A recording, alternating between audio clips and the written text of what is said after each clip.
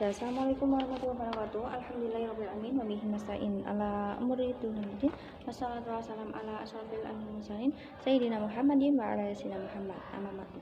Kepada yang terhormat Abah dan Indah, selaku pengasuh Pondok Pesantren Sempakam Rimanimida, di sini saya ingin yang saya hormati juga Dewan Guru teman dosen di sini, dan saya hormati juga Mr. Agil selaku pengampu pelajaran bahasa Indonesia. Di sini saya ingin mempresentasikan kata imajinasi saya tentang bab teks eksplanasi. Jadi di sini teks eksplanasi itu teks eksplanasi adalah teks yang dapat dipahami sebagai sebuah teks yang memiliki isi tentang proses mengapa dan bagaimana kejadian-kejadian seperti kejadian alam, sosial, budaya, ilmu pengetahuan dan lain sebagainya. Dan juga di sini ada ciri-ciri teks eksplanasi. Ciri-ciri teks eksplanasi yang pertama itu informasi yang dalam teks dibuat berdasarkan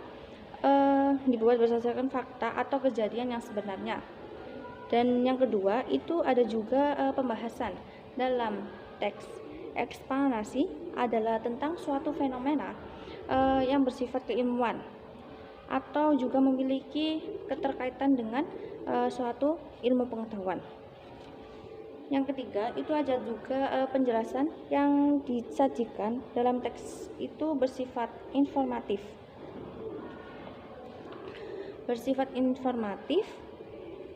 sehingga tidak ada maksud untuk mempengaruhi pembaca untuk percaya terhadap hal yang dibahas. Oke, selanjutnya yang keempat itu ada juga penjelasan pada teks juga berfokus pada hal umum atau generik. Jadi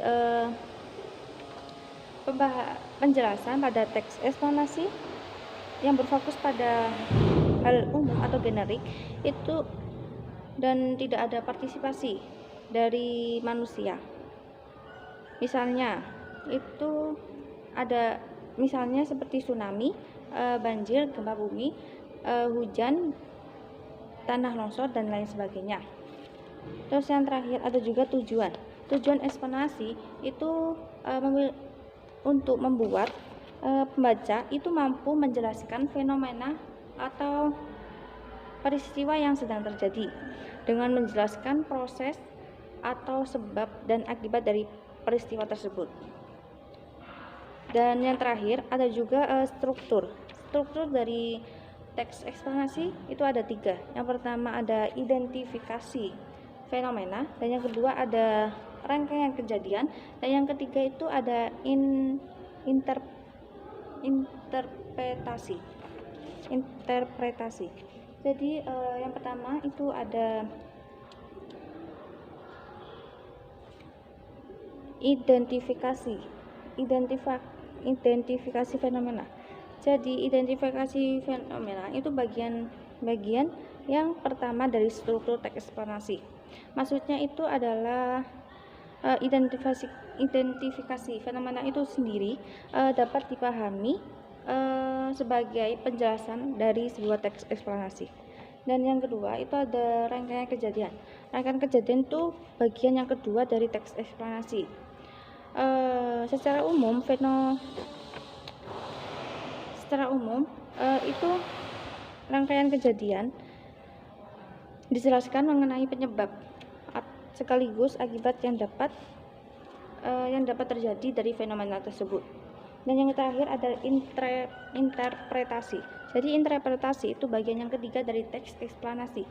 Bagian yang ketiga dari teks eksplanasi ini berada di bagian akhir dari teks eksplanasi atau memiliki peran sebagai penutup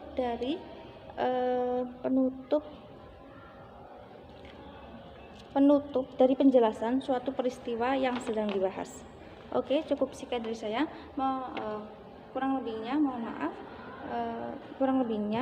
Dan Apabila kalian kurang paham dan saya juga masih belajar, saya akhiri. Wassalamualaikum warahmatullahi wabarakatuh.